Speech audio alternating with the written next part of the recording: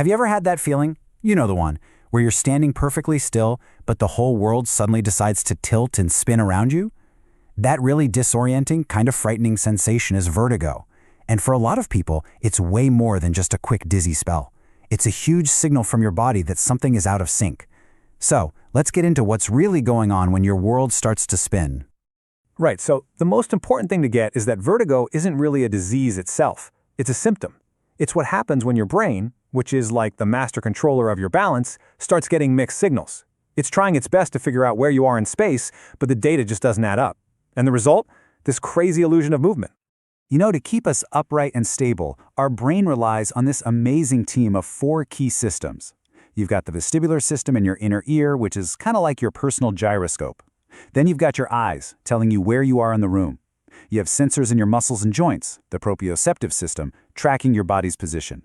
And finally, your autonomic nervous system, making sure your brain gets all the oxygenated blood it needs. When this whole team works together in harmony, you feel totally grounded. But when there's a disagreement, that's when you can get the chaos of vertigo. Now, when you hear vertigo, pretty much everyone's mind immediately jumps to the inner ear, right? And look, that's often a big part of the story. But what if the real cause goes way deeper? What if it's actually a sign of a much bigger imbalance across your body's entire communication network? Okay, so let's start with the classic explanation. This is where most investigations into vertigo begin, and honestly, for good reason. The inner ear is a huge player in our sense of balance. So one of the most common causes is something called BPPV.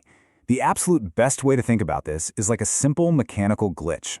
This isn't about an infection or some scary disease. It's literally just about tiny parts being in the wrong place at the wrong time. And this slide breaks down exactly how that glitch happens. Just imagine these little calcium crystals. They're supposed to be sitting in one specific part of your inner ear, but for some reason, they break loose. Now they're floating around in these super sensitive, fluid-filled canals.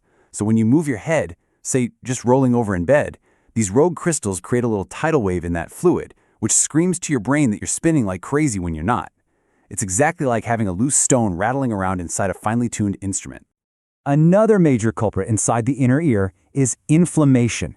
This can often pop up after something like a viral infection.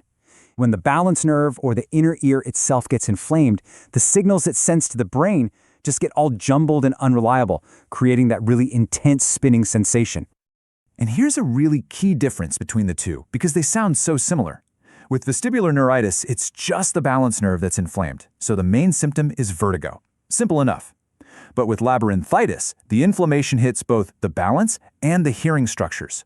So if you're experiencing vertigo, plus ringing in your ears or changes in your hearing, that's a big clue it might be labyrinthitis. It's a small but really important distinction. Okay, but what if the problem isn't just in the ear?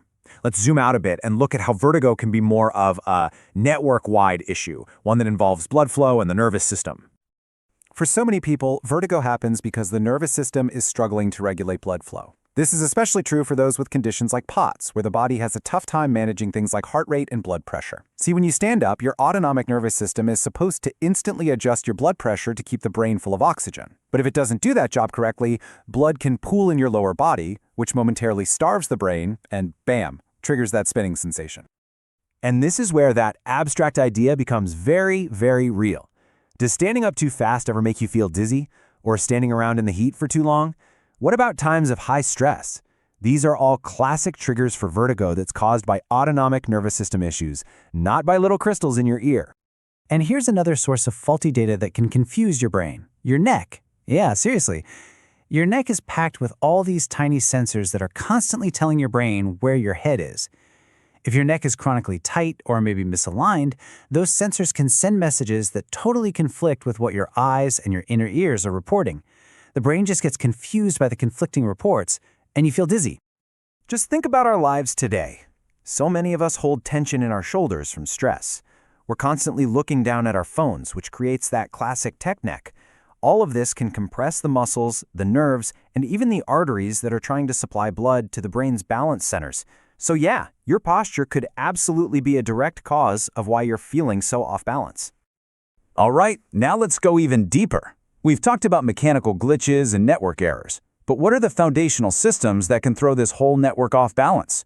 Well, it often comes down to 2 big things: our gut and our response to stress. This might be the most surprising connection for a lot of people. There is a direct, powerful communication highway between your gut and your brain. And believe me, what happens in your gut does not stay in your gut. It can directly inflame the very parts of your brain and inner ear that are responsible for your balance. So here's how that works.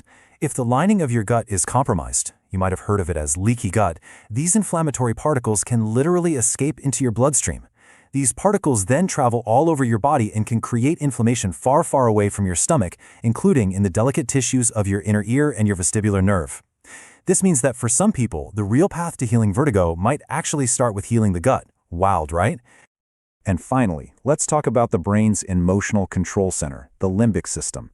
If you've been living under chronic stress or you've experienced trauma, this system can get stuck in a fight or flight mode. It's like your body's internal alarm system is just permanently switched on. And a brain that's constantly on high alert creates the absolute perfect storm for vertigo. You start breathing more shallowly, which reduces oxygen to the brain. Your neck and jaw get super tight, restricting blood flow. And your brain's balance centers become hypersensitive, overreacting to every little sensory input. This is exactly why just scrolling on your phone or watching a fast-paced movie can suddenly trigger intense dizziness for some people. So we've looked at the ear, the neck, blood flow, the gut, and the stress response. I know it seems like a lot of separate issues, but there's a common thread that ties every single one of them together. This slide really brings it all home. It doesn't matter so much where the vertigo starts. It's almost always a reflection of a deeper, system-wide dysregulation, whether that's an overactive stress response, widespread inflammation, bad gut-brain signaling, low cellular energy, or an overactivated emotional brain. These are the real pillars that, when they get shaky, can cause your entire world to spin. This quote just captures it perfectly. It's not about one broken part. It's about a whole system that's lost its rhythm. Vertigo is your body sending a very loud, very clear signal that it's time to restore some harmony. And honestly, that's the most empowering part of understanding all this. This doesn't have to be a life sentence. By addressing those deeper pillars, by calming the nervous system, by reducing inflammation, by restoring that communication, we can actually help the body find its natural state of balance again. So the question this leaves us with isn't just, how do I stop the spinning? It's a much deeper question. Where does my unique journey to restoring inner balance and harmony truly begin?